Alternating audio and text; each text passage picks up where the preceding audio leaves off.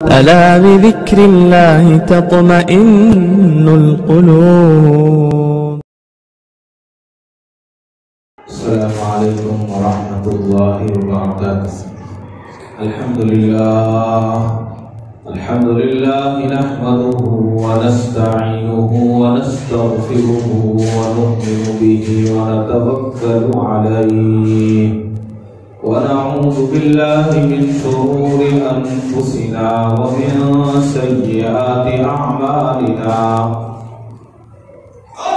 من يهده الله فلا مضل له ومن يضلله فلا هادي له. ونشهد أن لا إله إلا الله وحده لا شريك له. ونشهد أن سيدنا وسندنا وشفيعنا وحبيبنا ومولانا محمدا عبده ورسوله. أما بعد فأعوذ بالله من الشيطان الرجيم. بسم الله الرحمن الرحيم. ألا بذكر الله تطمئن القلوب. وقال تعالى إن الله مع الصابرين. صدق الله مولانا العظيم وصدق رسوله النبي الكريم وعلى آله وأصحابه وأزواجه وذرياته وأهل بيته أجمعين والحمد لله رب العالمين. محترم حضرات، قرآن کریم کی آیتوں کے دو ٹکڑے میں نے آپ کے سامنے تلاوت کیے ہیں. جیسا کہ گزشتہ جمعہ شہیدوں کی فضیلت اور اللہ کے راستے میں مارے جانے والے کی فضیلت بیان کی تھی اور بتایا تھا کہ صبر کا کیا صلہ ہے اور صبر پر اللہ تعالیٰ کن نعمتوں سے نوازتے ہیں. اسی بات کو آگے بڑھاتے ہوئے چند باتیں عرض کروں گا. اگر دنیا میں کوئی چیز انسان کو آرام پہنچا سکتی ہے، سکون پہنچا سکتی ہے، تو وہ صرف اور صرف اللہ رب العزت کا ذکر ہے. دنیا کے لوگوں کو آپ دیکھیں، بڑے بڑے مالداروں سے آپ ملیں تو ان سے پوچھیں کہ آپ کے پاس دنیا کی کون سی چیز نہیں ہے، وہ بتائیں گے کہ دنیا کی ساری نعمتیں ہمارے پاس ہیں، لیکن پھر بھی وہ کہیں گے کہ ہم پریشان ہیں. آپ پوچھیں گے کہ پریشان کس طرح سے ہیں، تو کوئی کہے گا کہ ہم اپنی اولاد سے پریشان ہیں، کوئی کہے گا ہم اپنے کاروبار سے پریشان ہیں، اور سب سے زیادہ جو لوگ پریشان ہیں وہ کہیں گے کہ ہم اپنی صحت سے پریشان ہیں. اور صحت میں سب سے زیادہ جو پریشانی لاحق ہوتی ہے، آپ اکثر لوگوں سے معلوم کریں گے وہ کہیں گے ہمیں سکون نہیں ہے، یعنی نیند نہیں آتی. کوئی نیند لانے کے لیے شراب پیتا ہے، کوئی نیند لانے کے لیے انجیکشن لیتا ہے، کوئی نیند لانے کے لیے نشہ کرتا ہے، اور کوئی نیند اور سکون حاصل کرنے کے لیے دوسرے گناہوں میں مبتلا ہو جاتا ہے. لیکن چند ساعتیں اور چند لمحے تو وہ نشے کی حالت میں سکون سے گزار سکتا ہے، لیکن اس کے بعد وہ برابر جیسی پرانی حالت تھی اسی حالت میں واپس ہو جاتا ہے. بہت زمانے پہلے، تقریباً 30 یا 35 سال پہلے، کسی کا ایک انٹرویو شائع ہوا تھا اخبار میں، مجھے نام یاد نہیں ہے. تو اس زمانے میں وہ بہت بڑا شراب کا کاروباری تھا. تو اس کے تعلق سے لکھا تھا 30-35 سال پہلے کہ روزانہ 1 لاکھ روپے وہ کماتا تھا، یعنی 1 لاکھ روپے کا اس کو پروفٹ ہوتا تھا. تو آپ اندازہ لگائیے کتنے زیادہ پیسے تھے. تو اس سے انٹرویو لیا گیا اور اس سے پوچھا گیا کہ تمہیں کس چیز کی پریشانی ہے. تو اس نے کہا کہ مجھے کسی چیز کی پریشانی نہیں ہے، میں تو خود پریشانیوں کا ایک مجسمہ ہوں، میں پریشانیوں کی فیکٹری ہوں. روزانہ آپ کے اکاؤنٹ میں اتنا پیسہ آتا ہے اور آپ کہہ رہے ہیں کہ آپ پریشان ہیں. تو اس نے کہا کہ مجھے اتنی بیماریاں ہیں، فلا فلا بیماریاں ہیں، اور ڈاکٹروں نے مجھے کہا ہے کہ 24 گھنٹے میں صرف 2 بسکٹ آپ کھا سکتے ہیں۔ بتائیے اس دولت کا کیا فائدہ؟ کوئی فائدہ نہیں ہے۔ اللہ نے مجھے اور آپ کو اتنا اچھا رکھا ہے، ہم اچھی غذائیں کھاتے ہیں، اچھی طرح سوتے ہیں، لوگوں سے ملتے جلتے ہیں۔ جن کے پاس پیسہ ہے آپ ان کو دیکھیے، ان کو قریب سے جائیے تو ان کو ہر وقت اپنی جان کا خطرہ رہتا ہے، اور مومن کی جان اور مال تو اللہ نے جنت کے بدلے خرید رکھی ہے۔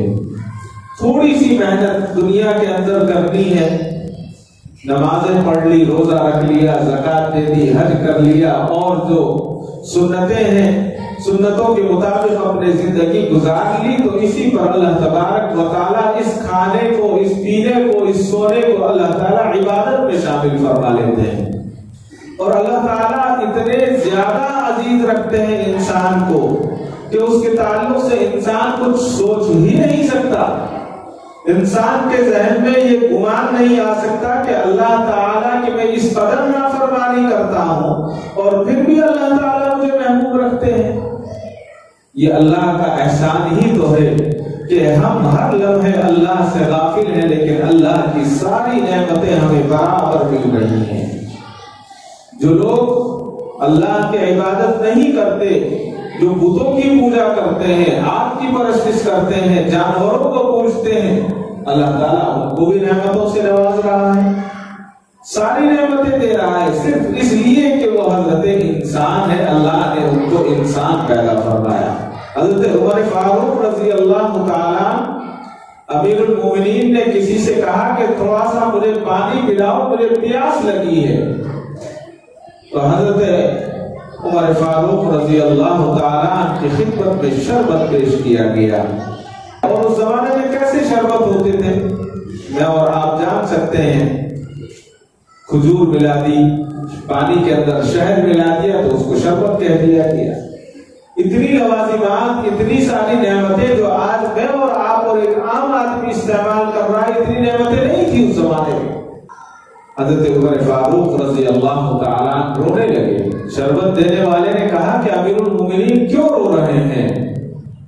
کہا کہ میں نے تم سے پانی مانگا تھا اور تم نے شربت دیا ہے، مجھے یہ ڈر ہوا کہیں اللہ تبارک و تعالیٰ میری نیکیوں کا بدلہ دنیا ہی میں نہ دے دے اور آخرت کا یہی دنیا میں صلہ مل جائے، اس لیے میں رو رہا ہوں۔ یہ تھا اللہ تبارک و تعالیٰ سے محبت کا طریقہ تھا، اور ایک سچی محبت تھی۔ میں نے عرض کیا کہ وہی دل مطمئن ہو سکتے ہیں جو اللہ کے ذکر سے لبریز ہوں۔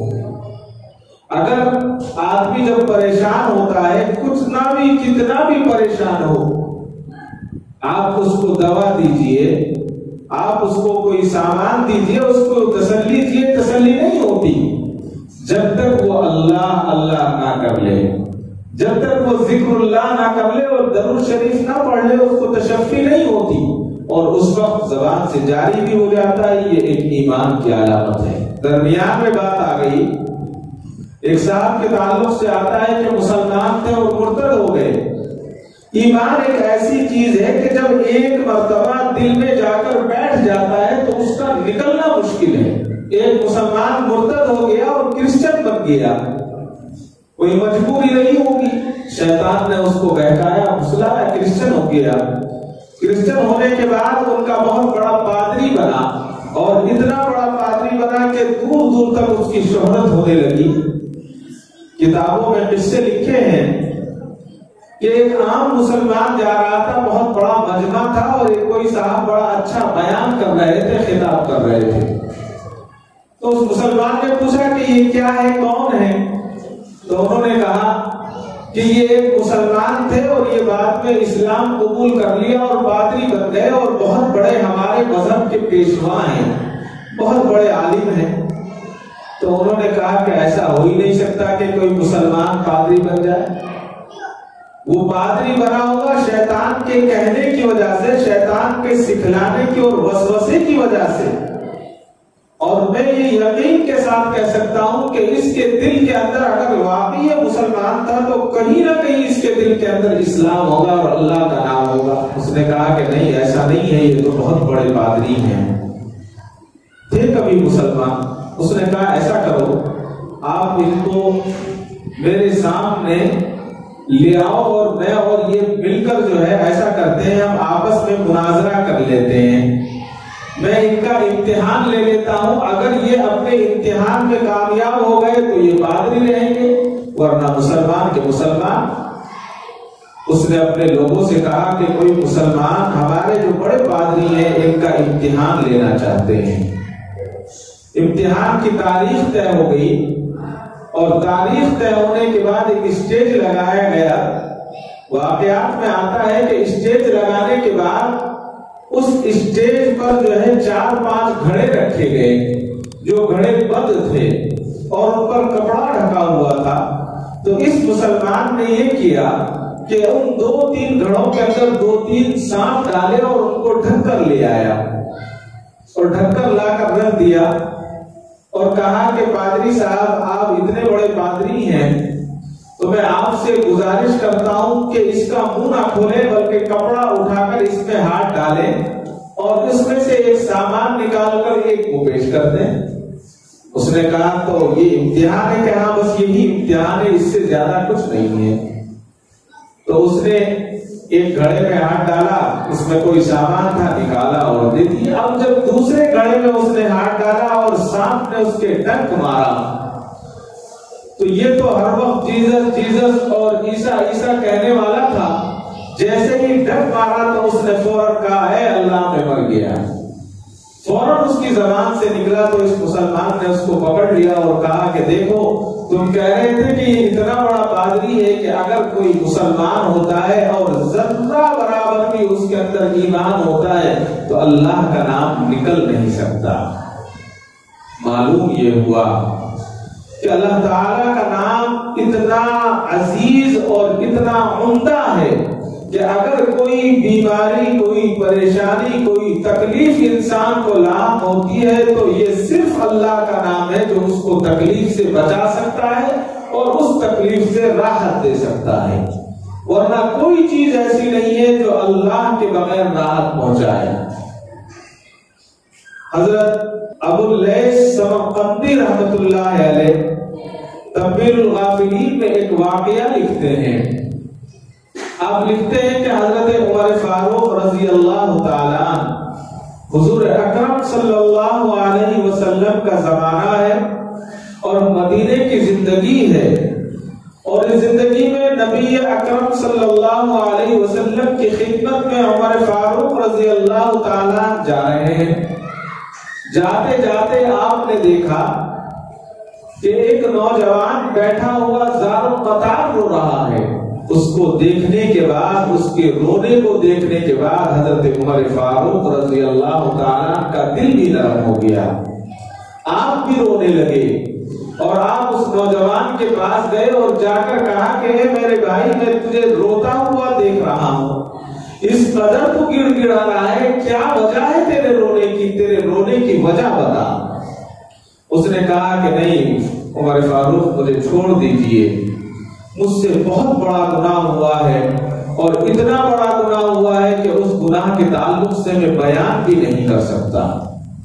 حضرت عمر فاروق نے کہا کہ نہیں، تم چپ ہو جاؤ اور تم میرے ساتھ حضور اکرم صلی اللہ علیہ وسلم کی خدمت میں چلو اور آپ کی خدمت میں جا کر معافی مانگ لو، اللہ کے نبی سے کے سامنے توبہ کر لو اور اللہ کے نبی سے کہہ دو، انشاءاللہ اللہ معاف کریں گے۔ تو اس کو تسلی ہوئی۔ تسلی ہونے کے بعد حضرت عمر فاروق رضی اللہ تعالیٰ عنہ کے ساتھ آقائے دو جہاں احمد مصطفیٰ حضرت محمد مصطفیٰ صلی اللہ تعالی علیہ وسلم کی خدمت میں پہنچ گئے، اور حضور کی خدمت میں پہنچنے کے بعد حضور کے سامنے نہیں گیا بلکہ باہر کھڑا رہا، اور امیر المومنین کی حالت اس وقت تو آپ امیر المومنین نہیں تھے، حضرت عمر فاروق رضی اللہ تعالیٰ عنہ کی حالت اسی کی طرح روتے روتے پوری تھی۔ حضرت عمر فاروق حضور کی خدمت میں حاضر ہوئے اور رو رہے ہیں، زاروں قطار رو رہے ہیں۔ حضور نے پوچھا، اے عمر تمہیں کیا ہوا، کیوں رو رہے ہو؟ حضرت عمر فاروق رضی اللہ تعالیٰ نے عرض کیا کہ یا رسول اللہ صلی اللہ علیہ وسلم، جب میں آپ کی خدمت میں حاضر ہو رہا تھا تو میں نے دیکھا کہ ایک نوجوان رو رہا ہے اور زاروں قطار رو رہا ہے، اور وہ یہ کہہ رہا ہے کہ مجھے مجھ سے بہت بڑا گناہ ہو گیا ہے، اس گناہ کی وجہ سے میں رو رہا ہوں۔ حضرت عمر فاروق رضی اللہ تعالیٰ نے کہا کہ یا رسول اللہ اگر آپ اجازت دیں تو میں اس بھائی کو اندر بلا لوں آپ کی خدمت میں، آپ اس کی بات کو سن لیجئے اور اس کے لیے دعا فرما دیجئے تاکہ اللہ اس کے گناہ کو معاف فرما دے۔ حضور اکرم صلی اللہ علیہ وسلم نے اجازت مرحمت فرمائی۔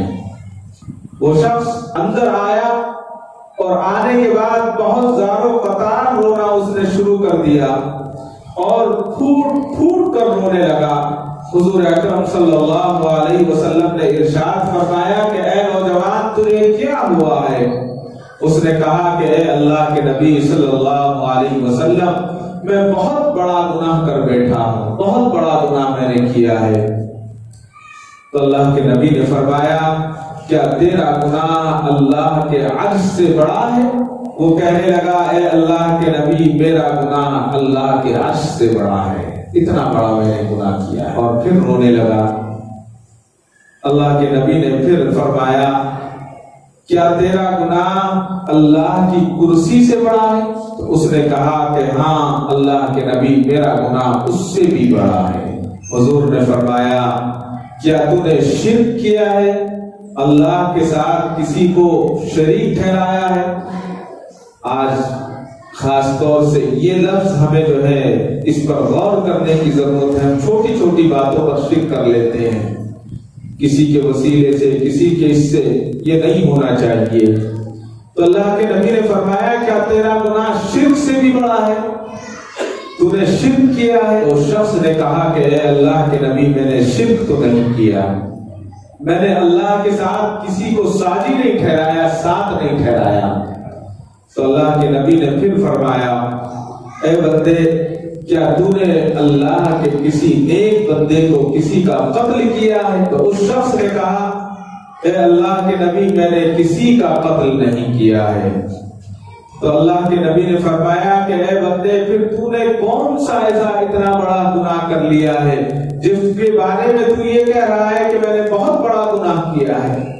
تو اس نے کہا کہ اللہ کے نبی میرا کام کفن چرانا ہے، جو میتیں دفن ہوتی ان کے کفن کو اتار لیتا اور اس کو بیچ دیا کرتا بازار میں، اور بیچنے کے بعد اس سے اپنا گزارا کر لیا کرتا تھا۔ کہا یہ تو گناہ ہے۔ کہا کہ اللہ کے نبی اس سے بھی بڑا میں نے گناہ کیا ہے۔ کہ کون سا گناہ؟ کہا کہ ایک فلاں قبیلے کی لڑکی کا انتقال ہوا، جب مجھے پتا چلا تو رات کو میں گیا اور میں نے اس کے قبر کو کھودا اور اس کے کفن کو اتار لیا، اور جب میں واپس جانے لگا تو شیطان نے میرے جذبات کو بھڑکایا۔ وہ جو میت تھی، وہ جو لڑکی جس کا انتقال ہوا تھا، نہایت حسین و جمیل تھی، میں نے اس کے ساتھ بدکاری کی، منہ کالا کر لیا، اور جب میں وہاں سے اٹھنے لگا تو مجھے ایک آواز آئی گویا وہ لڑکی کہہ رہی ہے اے بندے تو نے مجھے رسوا کر دیا ہے کہ جب کل قیامت کے دن تو میں ان مردوں کے ساتھ اٹھوں گی تو میرے پاس کپڑا نہیں ہوگا، مجھے ننگا کر دیا۔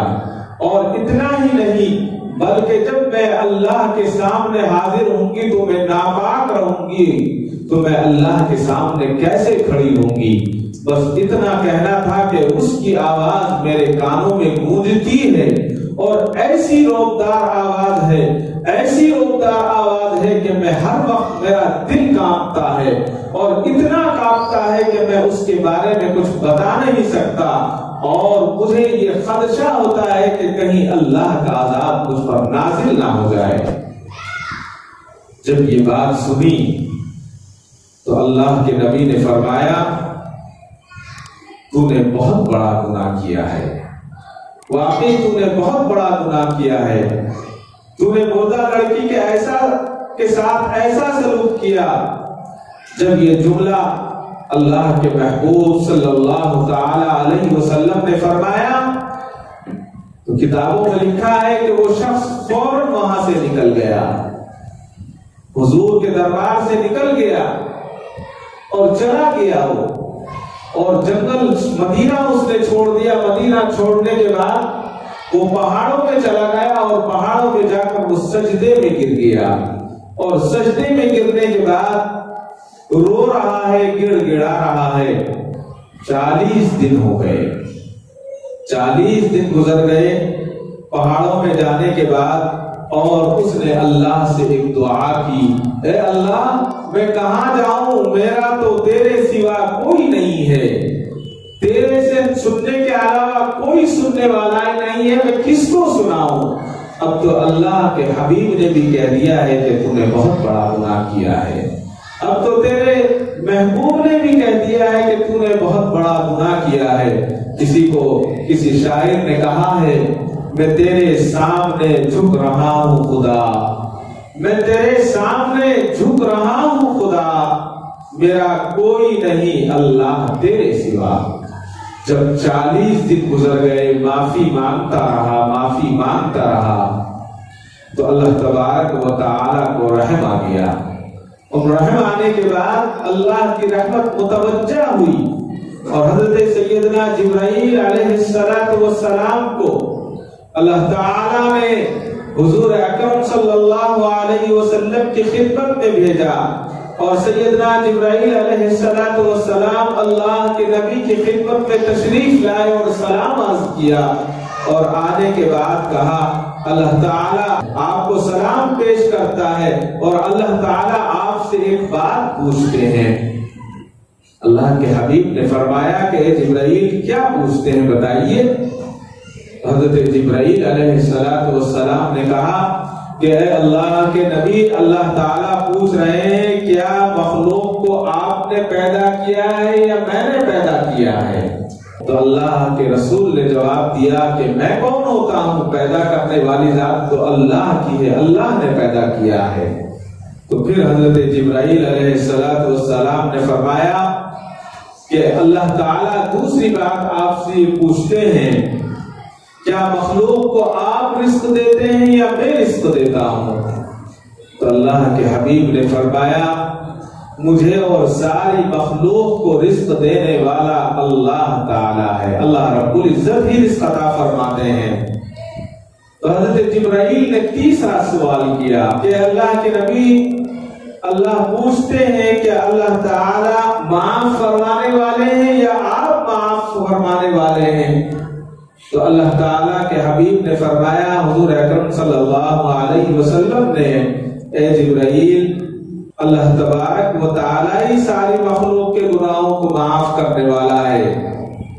جب حضور اکرم صلی اللہ علیہ وسلم نے یہ فرمایا تو جبرائیل نے عرض کیا کہ اللہ رب العزت نے پیغام بھیجا ہے، اس بندے نے میرے سامنے رو رو کر اتنی معافی مانگی کہ میں نے اس بندے کے سارے گناہ کو معاف کر دیا ہے۔ سبحان اللہ، سبحان اللہ۔ پھر اللہ کے محبوب حضور اکرم صلی اللہ تعالی علیہ وسلم نے صحابی کو بھیجا، اس نوجوان کے پاس جاؤ اور اس کو خوشخبری سنا دو کہ تیری عاجزی اللہ رب العزت کے ہاں قبول ہو گئی ہے۔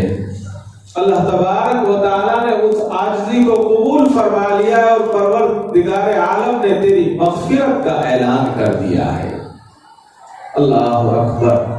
اللہ تعالیٰ کتنے رحیم ہیں، کتنے غفور ہیں، کتنے کریم ہیں، لیکن شرط یہ ہے کہ اللہ تبارک و تعالیٰ سے مانگا جائے، اور جب اللہ کا ذکر کیا جاتا ہے تو اللہ تبارک و تعالیٰ اس کی حلاوت نصیب فرماتے ہیں۔ حضرت ابو ہریرہ رضی اللہ تعالیٰ کے تعلق سے آتا ہے کہ ایک مرتبہ حضرت ابو ہریرہ رضی اللہ تعالیٰ تشریف فرما تھے، آپ کو سردی ہو گئی تھی، آپ نے اپنے غلام سے اور نوکر سے کہا کہ بھائی مجھے سردی ہو گئی ہے، ناک سے پانی بہ رہا ہے، مجھے ناک کے پانی کو صاف کرنے کے لیے کوئی چیز دے دو جس سے میں اپنے ناک کا پانی صاف کر سکوں۔ آپ کا غلام، آپ کا نوکر گیا اور جا کر وہ ایک نرم کپڑا لے کر آیا، ریشمین کپڑا، بہت ملائم تھا، اور لا کر حضرت ابو ہریرہ رضی اللہ تعالیٰ کی خدمت میں پیش کر دیا کہ حضرت آپ اس سے اپنی ناک کو صاف کر لیں۔ حضرت ابو ہریرہ نے جب کپڑا ہاتھ میں لیا، میرے اور آپ کے لیے عبرت کی بات ہے، گزاروں قطار رونے لگے۔ آپ کے ملازم نے کہا کہ حضرت میرے آقا آپ کا رونے کی کیا وجہ ہے، بات سمجھ میں نہیں آئی، آپ کیوں رو رہے ہیں؟ آپ نے کپڑا مانگا، میں نے آپ کو کپڑا دے دیا ہے۔ کہنے لگے تم نے اتنا نرم کپڑا دیا ہے، میرے دل میں یہ بات آ رہی ہے کہیں ہماری نیکیوں کا بدلہ اللہ تبارک و تعالیٰ دنیا ہی میں تو نہیں عطا فرما رہے ہیں۔ یہ تھی اللہ تبارک و تعالیٰ سے قربت کی بات۔ گزشتہ جمعہ میں نے حضرت مولانا مفتی یوسف صاحب لدھیانوی کے تعلق سے بتایا تھا، ایک واقعہ بتایا تھا آپ کا حضرت کا۔ حضرت اپنی کتاب میں لکھتے ہیں ایک جگہ کہ ان کے ایک دوست تھے جو فوج کے کرنل تھے۔ کتنا بڑا عہدہ، ایک عام فوجی ہونا ہی بڑی اعزاز کی بات ہے، لیکن وہ فوج کے سپہ سالار تھے، پڑوسی ملک کی بات ہے۔ تو وہ بتایا کرتے ہیں کہ ان کی بیوی اور وہ جو کرنل صاحب تھے، وہ اور ان کی بیوی روزانہ رات میں تہجد میں 4 بجے اٹھ جاتے اور 4 بجے اٹھ کر دعا کیا کرتے، نماز پڑھا کرتے، اور فجر تک ان کا بھی یہی معمول تھا۔ کرنل صاحب نے بتایا حضرت مفتی یوسف صاحب لدھیانوی رحمۃ اللہ علیہ کو کہ آپ کو تعجب ہوگا حضرت کے فجر کی نماز پڑھ کے میں سو جاتا ہوں 1-1.5 گھنٹہ، اس لیے کہ پھر مجھے ڈیوٹی پر جانا ہوتا ہے، لیکن میری بیوی 8 بجے تک مصلی پر بیٹھ کر دعا کرتی رہتی ہے، روزانہ کا یہ معمول ہے۔ تو ایک دن میں نے اس سے پوچھا کہ تم 4 گھنٹے دعا کرتی ہو، 4 گھنٹے کیا مانگتی ہو، مجھے یہ بتاؤ۔ تو اس نے کہا کہ 4 گھنٹے میں دعا تو کرتی ہوں لیکن کچھ مانگتی نہیں ہوں۔ کہا کہ پھر کیا کرتی ہو جب کچھ مانگتی نہیں ہو؟ تو اس خاتون نے کہا کہ میں صرف یہ کہتی ہوں اے اللہ تیرا کتنا شکر ہے، لاکھوں لوگ سو رہے ہیں اور تو نے اپنی یاد میں اپنی تعریف میں ہمیں بٹھا رکھا ہے، بس اتنا عرض کر، صرف اس کی تعریف بیان کرتی ہوں، صرف اس کی حمد بیان کرتی ہوں۔ اللہ اکبر!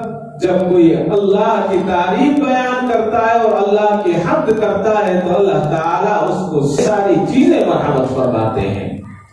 آج جو ہمارے سامنے بڑے بڑے بزرگوں کے نام ہیں، بڑے بڑے ان کے کارنامے ہیں، ایسے ہی نہیں ہیں۔ حضرت مولانا الیاس صاحب رحمۃ اللہ علیہ کے تعلق سے کل میں اکابرین دارالعلوم کو پڑھ رہا تھا، اس میں ایک واقعہ گزرا کہ شیخ زکریا رحمۃ اللہ علیہ کہ ایک دوست تھے، آپ کے ایک ساتھی تھے، ان کا نام عزیز تھا، سہارنپور میں یا کہیں رہا کرتے تھے۔ رمضان کا مہینہ آیا تو انہوں نے سوچا کہ چلو ایسا کرتے ہیں کہ 1 یا 2 دن حضرت مولانا الیاس صاحب رحمۃ اللہ علیہ کی خدمت میں گزار لیتے ہیں۔ بغلے والی مسجد میں رہتے ہیں، دلی کے بہت بڑے پیر ہیں، لوگ بہت زیادہ آپ کی عزت کرتے ہیں، لوگ بہت زیادہ آپ کو چاہتے ہیں۔ 2 دن وہاں جائیں گے، اچھا کھانا پینا ملے گا، کچھ وقت بھی حضرت کے ساتھ گزر جائے گا، کھانا پینا بھی اچھا ہو جائے گا، اس کے بعد گھر کو آ جاؤں گا۔ لکھا ہے کہ حضرت شیخ الیاس صاحب رحمۃ اللہ علیہ کی خدمت میں بغلے والی مسجد پہنچ گئے۔ پہنچنے کے بعد رمضان کا مہینہ، تیز گرمی کا موسم، پہنچنے کے بعد عصر کی نماز ہو گئی۔ وہاں افطاری کا کوئی انتظام ہی نہیں ہے، کچھ پکانے کی خوشبو نہیں، کچھ آنے جانے والے نہیں، کوئی کچھ نہیں لا رہا ہے، خاموش بیٹھے ہوئے ہیں۔ عصر سے لے کر مغرب تک لکھا ہے کہ حضرت شیخ الیاس صاحب رحمۃ اللہ علیہ کا معمول تھا کہ عصر کی نماز سے مغرب کی نماز تک آپ ذکر بالجہر کیا کرتے تھے، زور زور سے مسجد میں ذکر کیا کرتے۔ تو وہ بھی ذکر میں بیٹھے رہے حضرت کے ساتھ کہ شاید مغرب سے پہلے دسترخوان لگے گا۔ اب مغرب کا ٹائم قریب ہوا، ذکر ختم ہوا، تو حضرت نے اپنے خادم سے کہا کہ بھائی افطار کا وقت ہو چلا ہے، چلو کچھ افطار کے لیے اگر ہے تو لے آؤ۔ تو اس نے کہا کہ جی حضرت افطار کے لیے ہے۔ دسترخوان بچھایا اور دسترخوان بچھانے کے بعد گلر جو کہتے ہیں، جو پیپل کا جیسے درخت کے اوپر ایک چھوٹے چھوٹے پھل آتے ہیں، گلر جس کو کہا جاتا ہے، یہاں مین روڈ پر بھی ہمارے، تو وہ تھوڑے سے گلر حضرت کے دسترخوان پر لا کر رکھ دیے گئے۔ تو حضرت نے بڑی محبت کے ساتھ اس کو اٹھایا اور افطار کی دعا کرتے ہوئے 4 یا 5 گلر کھایا اور اس کے بعد پانی پیا اور کہا کہ الحمدللہ مزہ آ گیا ہے، اللہ تعالیٰ کی کتنی نعمت اللہ نے آج ہمیں کھلائی ہے۔ اور یہ کہا اور کرنے کے بعد مغرب کی نماز، مغرب کے بعد جو آپ کی وظائف تھے ان کو پورا کیا اور اس کے بعد پھر تراویح۔ اب یہ صاحب جو مہمان تھے یہ سوچ رہے ہیں کہ شاید حضرت کا معمول یہ ہوگا کہ افطار میں نہیں کھاتے ہوں گے، سحری میں کھانے کا معمول ہوگا۔ اب سحری کا وقت آیا تو حضرت نے اپنے پھر خادم سے کہا کہ بھائی اگر کچھ رکھا ہو سحری کے لیے لے آؤ۔ تو اس نے کہا کہ حضرت گلر رکھے ہیں، آپ نے جو افطار کیا تھا وہی موجود ہے۔ کہا کہ بھائی لے آؤ، پھر لے آئے۔ حضرت نے 3 گلر کھائے اور پھر پانی پی لیا اور روزہ رکھ لیا۔ اب پورا دن گزر گیا، عبادتوں میں کوئی کمی نہیں ہے۔ پھر جب افطار کا وقت آیا یہ سوچنے لگے کہ شاید آج تو حضرت کے پاس کچھ آئے گا۔ حضرت نے کہا کہ بھائی افطار کے لیے کیا ہے؟ کہا کہ حضرت کل جو گلر تھے اس میں سے چند بچے ہوئے ہیں۔ کہا کہ سبحان اللہ، لے آؤ، افطار اسی سے کر لیتے ہیں۔ پھر افطار کر لیا۔ وہ صاحب جانے والے کہتے ہیں کہ میری تو حالت خراب ہو گئی اور میں فوراً وہاں سے نکلا، میری ہمت نہیں تھی کہ میں اس طرح سے دن گزار سکوں۔ یہ اللہ تبارک و تعالیٰ اپنے خاص بندوں کے ساتھ معاملہ فرماتے ہیں۔ یہ ان بندوں کے ساتھ معاملہ کیا جاتا ہے کہ جو صبر کے ساتھ شکر کرتے ہیں، اور جب صبر کے ساتھ انسان شکر کرتا ہے تو اللہ تبارک و تعالیٰ اس کو جنت دنیا ہی میں دکھا دیتے ہیں، اور جب شکر نہیں کرتا تو اس کا دل سخت ہو جاتا ہے۔ بہت ساری روایتیں ہیں، حضرت بایزید بسطامی رحمۃ اللہ علیہ کے تعلق سے آتا ہے کہ صبر اگر کرنا سیکھے تو حضرت بایزید بسطامی سے سیکھے۔ کوئی آپ پائے کہ بزرگ متقی پرہیزگار ہزاروں کی تعداد میں آپ کے مریدین ہر وقت آپ کے آس پاس رہا کرتے تھے۔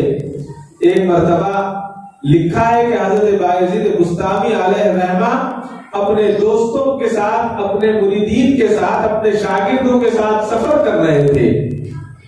ایک محلے سے گزر رہے تھے تو اس محلے میں ایک بدکار عورت رہا کرتی تھی۔ اس کو معلوم تھا کہ آج اللہ کا ولی یہاں سے گزرنے والا ہے، اللہ کا ولی کے گزرنے کا وقت ہے۔ تو اس نے چولہے کی راکھ کو جلایا، اپنے گھر کے کچرے کو اکٹھا کیا اور گھر کے چھت پر جا کر رکھا اور انتظار کرنے لگی کہ اللہ کا ولی کہتے ہیں آج اس کو دیکھتے ہیں کہ کتنا بڑا ولی ہے۔ اس لیے کہ ولی وہی ہے جو صبر کرنا جانتا ہو، جو شکر کرنا جانتا ہو، جو اللہ کے نام سے اپنے قلب کو اطمینان دلانا جانتا ہو۔ تو جب حضرت بایزید بسطامی علیہ الرحمہ اپنے پورے لاؤ لشکر کے ساتھ گزرے تو اس بدکار عورت نے وہ سارا کا سارا کچرا لیا اور چھت کے اوپر سے حضرت بایزید بسطامی علیہ الرحمہ کے اوپر پھینک دیا۔ حضرت نے اوپر دیکھا اور دیکھنے کے بعد گردن جھکا لی اور الحمدللہ کہا۔ جب آپ نے الحمدللہ کہا تو آپ کے ساتھ آپ کے جو مریدین تھے وہ کہنے لگے حضرت یہ کیا ہے، آپ اللہ کا شکر ادا کر رہے ہیں، الحمدللہ کہہ رہے ہیں، یہ تو بازاری عورت ہے، بدتمیز اور بدکار عورت ہے، اس نے آپ کے اوپر کچرا ڈالا ہے، آپ اجازت دیجئے ہم اس سے بدلہ لے لیں گے۔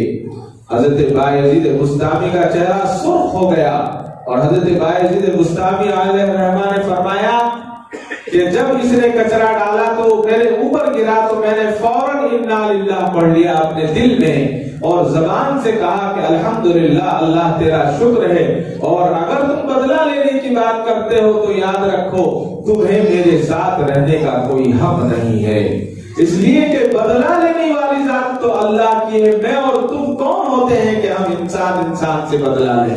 بدلہ لینے والی ذات اللہ کی ہے، جب ہم اللہ کے سپرد کریں گے تو اللہ خود بدلہ لینے والے ہیں، اور اللہ تعالیٰ سے تو ہم اس پر شکر ادا کریں۔ آج دنیا میں چھوٹی سی مصیبت آتی ہے اور چھوٹی سی پریشانی آتی ہے، ہم اللہ کے سامنے ہمیں گڑ گڑانا چاہیے، لیکن ہم اللہ کے سامنے نہیں بلکہ غیر اللہ کے سامنے گڑ گڑاتے ہیں، غیر اللہ کے سامنے اپنی باتوں کو رکھتے ہیں۔ ایک اللہ کے ولی کا واقعہ لکھا ہے کہ ایک اللہ کا ولی تھا، نہایت کمزور اور نحیف تھا، زمین پر لیٹا ہوا تھا اور ایک بھیڑیا ان کے گوشت کو نوچ رہا تھا۔ حضرت بشر حافی رحمت اللہ علیہ کا قریب سے گزر ہوا تو حضرت بشر حافی رحمت اللہ علیہ نے اس بھیڑیے کو بھگایا وہاں سے، اور بھگانے کے بعد اس اللہ کے دوست کا، اس اللہ کے ولی کا سر اپنے گود میں رکھ لیا، اور رکھنے کے بعد پوچھا کہ تو کتنے دنوں سے اس مصیبت میں مبتلا ہے، تو لیٹا ہوا ہے، تو زندہ ہے، تو دیکھ رہا ہے اور بھیڑیا تیرے گوشت کو کھا رہا ہے۔ بزرگ نے اپنی آنکھ کھولی اور غصے سے کہا کہ تو کون ہے؟ حضرت بشر حافی کو غصے سے دیکھا اور کہا کہ تو کون ہے؟ جس نے میرے اور محبوب کے درمیان جو ہے دوری پیدا کر دی ہے، جدائی ڈال دی ہے، اور اس نے کہا کہ تجھے کیا پتا اس تکلیف میں اللہ سے میں کتنا قریب ہو جاتا۔ جب انسان کو تکلیف پہنچتی ہے تو اللہ تبارک و تعالیٰ اس سے قریب ہو جاتے ہیں۔ حضرت جنید بغدادی رحمت اللہ علیہ کے تعلق سے آتا ہے، حضرت جنید بغدادی نے حضرت سری سقطی رحمت اللہ علیہ سے دریافت کیا کہ محب کو کب بلا کی تکلیف ہوتی ہے؟ آپ رحمت اللہ علیہ نے جواب میں فرمایا ہرگز نہیں، اگر اللہ کا کوئی دوست ہے اور اس کو تکلیف پہنچتی ہے تو اس کو ہرگز تکلیف نہیں ہوتی۔ اور اتنا ہی نہیں فرمایا، حضرت جنید بغدادی فرماتے ہیں کہ اگر 70 مرتبہ بھی تلوار سے مارا جائے تب بھی اس کو تکلیف نہیں پہنچتی، 70 مرتبہ مارا جائے، اس لیے کہ جب تکلیف پہنچتی ہے تو وہ اللہ تبارک و تعالیٰ کی محبت میں دیوانہ ہو جاتا ہے اور اللہ تبارک و تعالیٰ کے قریب ہو جاتا ہے۔ اللہ تبارک و تعالیٰ کے لاڈلے حبیب حضور اکرم صلی اللہ علیہ وسلم کی خدمت میں ایک مرتبہ سیدنا جبرائیل علیہ السلام تشریف لائے۔ حضرت جبرائیل تشریف لائے اور سلام عرض کیا۔ حضرت ابو بکر تشریف فرما تھے، آپ کے پاس بیٹھے ہوئے تھے۔ حضرت جبرائیل نے کہا اے اللہ کے نبی، اللہ نے آپ کو سلام فرمایا ہے اور یہ ارشاد فرمایا ہے کہ آپ ابو بکر سے کہہ دیں کہ اب ابو بکر کو بیماری نہیں رہے گی، وہ اچھے ہو جائیں گے، اب کوئی تکلیف نہیں ہوگی۔ حضور کو بڑا تعجب ہوا کہ سیدنا جبرائیل فرما رہے ہیں کہ اللہ کا ارشاد ہے کہ ابو بکر کو اب بیماری ختم ہو جائے گی، بیماری نہیں ہوگی، ابو بکر تو ٹھیک ہیں۔ تو حضرت جبرائیل کے جانے کے بعد حضور نے پوچھا کہ ابو بکر تمہیں کیا بیماری ہے؟ تم نے آج تک نہیں بتایا، تمہیں کیا تکلیف ہے؟ تو قربان جائیے حضرت سیدنا ابو بکر رضی اللہ تعالیٰ عنہ پر آپ نے فرمایا اے اللہ کے نبی 7 سال سے میری داڑھ میں درد ہے۔ داڑھ کا درد انسان کو کتنی تکلیف دیتا ہے؟ کہا کہ 7 سال سے میری داڑھ میں درد ہے۔ کہا کہ تم نے کبھی بتایا نہیں؟ کہا کہ اے اللہ کے نبی، اللہ سے دوستی ہے اور دوست کی شکایت کیسے کی جا سکتی ہے، یہ مجھے گوارا نہیں تھا۔ اس کے بعد درد ختم ہو گیا۔ یہ تھے اللہ تبارک و تعالی کے نام سے اپنے دلوں کو طاقت دینے والے حضرات۔ حضرت عمران رضی اللہ تعالیٰ نے ایک صحابی رسول ہیں، آپ کو ایک پھوڑا ہو گیا، ناسور ہو گیا کمر پر اور وہ بہت پھیل گیا۔ لکھا ہے کہ 32 سال تک وہ پھوڑا رہا، 30 پر 2 سال تک، اور اتنا تکلیف دینے والا پھوڑا تھا کہ کبھی ہل نہیں پاتے تھے۔ الٹے رہتے، وضو بھی اسی طرح، کھانا بھی اسی طرح، ہر وقت لیٹے رہنا، اور جب آپ کا چہرہ آپ کے ساتھی، آپ کے رشتہ دار ملنے کے لیے آتے تو ایسا لگتا کہ وہ بیمار ہی نہیں ہے، اور اتنا حسین، اتنا نورانی چہرہ کہ لوگ دیکھتے رہتے۔ کسی آپ کے دوست نے، آپ کے ساتھی نے پوچھا، اے عمران تمہارا اتنا بڑا پھوڑا ہے، اتنی بڑی تکلیف ہے، 32 سال تمہیں بستر پر لیٹے ہوئے ہو گئے ہیں، لیکن تمہارے چہرے سے پتہ ہی نہیں چلتا کہ تم بیمار ہو، اور تمہارے چہرے پر اتنا نور کہاں سے آیا، تمہارے چہرے پر اتنی رونق کہاں سے آئی؟ تو حضرت عمران رضی اللہ تعالیٰ نے فرمایا کہ جب میرے اوپر یہ بیماری آئی تو میں نے صبر کیا، اور اس صبر کرنے کی وجہ سے اللہ نے مجھے ایک انعام عطا فرمایا۔ کہا کہ کیا انعام؟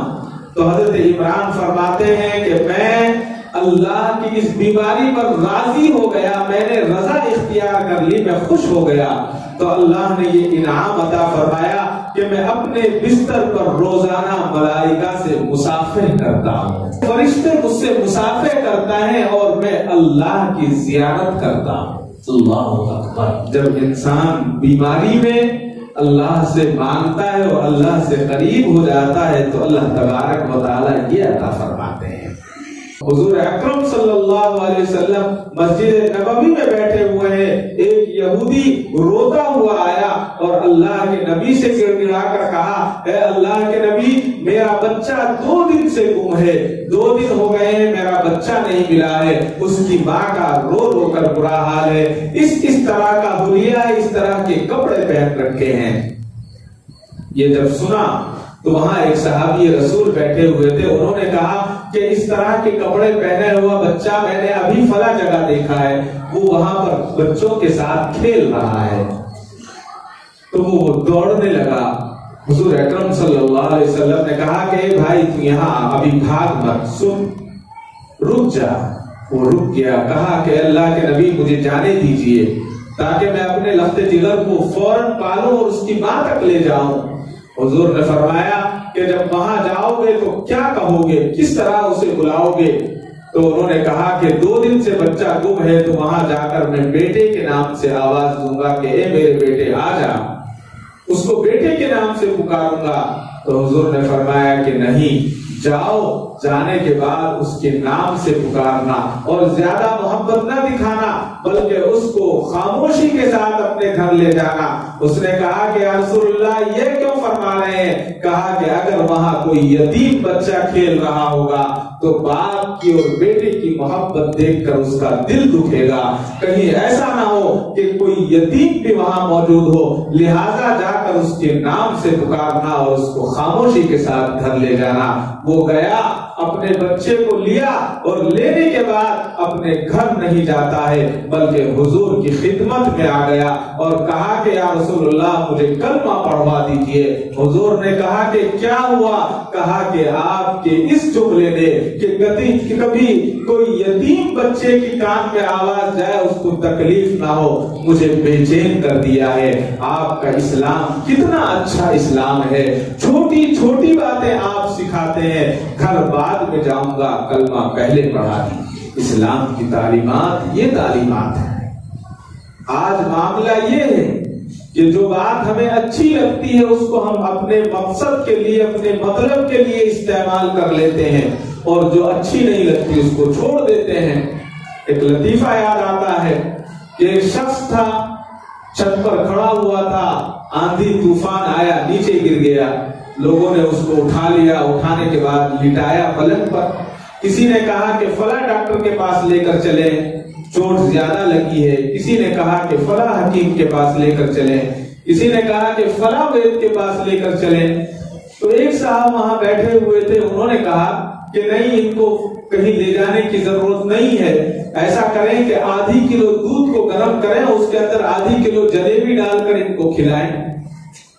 تو جب اس نے چوتھے آدمی نے کہا تو یہ جو گرا ہوا آدمی تھا اس نے آنکھ کھولی اور کہا کہ یہ کیا بول رہے ہیں، ان کی بات سن لو، یہ کچھ کہہ رہے ہیں، ان کی بات پر عمل کر لیا جائے، اچھا ہے۔ تو میرے اور آپ کی مثال بالکل ایسی ہی ہے کہ آج ہم اپنے دل کو طاقت دینے کے لیے دوائیاں کھاتے ہیں، سنت ہے کھانی چاہیے، لیکن اپنے دل کو طاقتور بنانے کے لیے جو اصل دوا ہے اس دوا کو ہم نے چھوڑ دیا ہے۔ وہ اصل دوا یہ ہے کہ دل کو نرم کرنے کے لیے اللہ کا ذکر کیا جائے، اللہ کو یاد کیا جائے اور اللہ کے نبی پر درود بھیجا جائے، تو دل جو ہے اللہ اس کو طاقتور بناتے ہیں، اللہ اس میں قوت پیدا کرتے ہیں۔ حضرت ابو ہریرہ رضی اللہ تعالیٰ نے نبی اکرم صلی اللہ علیہ وسلم سے معلوم کیا، اے اللہ کے نبی، دل کو نرم کرنے کا کیا نسخہ ہے؟ آج میرا اور آپ کا دل اتنا سخت ہے کہ پتھر بھی نہیں ہے، پتھر کے اندر تھوڑی تو پانی نکل سکتا ہے، میرے اور آپ کے دل سے نہیں نکلے گا، اس لیے کہ ہمارے دل دنیا میں ملوث ہے۔ تو حضور نے فرمایا دل کو نرم کرنے کا سب سے بہترین طریقہ یہ ہے کہ یتیم کے سر پہ ہاتھ رکھ، جو بچے یتیم ہیں، جن کے والدین نہیں ہیں، ان کے سروں پہ ہاتھ رکھا جائے، ان کی مزاج پرسی کی جائے، ان سے ان کے تعلق سے پوچھا جائے۔ یہ چیزیں آپ کو مدرسوں میں ملیں گی، یہ چیزیں آپ کے محلوں میں ملیں گی، بہت آسان ہے، لیکن ان کے ساتھ وقت کو گزارا جائے۔ آج مدرسوں کے بچوں کے ساتھ بیٹھ کر کھانا ہم لوگ جو ہے اپنا عیب سمجھتے ہیں، مدرسوں کے بچوں پر سر پر ہاتھ رکھنا ہم مایوب سمجھتے ہیں، محلے کے بیوہ کے گھر جانا یا ان کے بچوں سے سلام اور دعا کرنا ہم اپنے آپ کو چھوٹا سمجھتے ہیں، جبکہ یہ چیز چھوٹا نہیں، انسان کو بڑا بنا دیتی ہے۔ دعا فرمائے اللہ تعالی مجھے اور آپ کو کہنے سننے سے زیادہ عمل صالح کی توفیق عطا فرمائے۔ وآخر دعوانا الحمدللہ رب العالمین۔ کعبے پہ پڑی جب پہلی نظر، کیا چیز ہے دنیا بھول گیا، کیا چیز ہے دنیا بھول گیا۔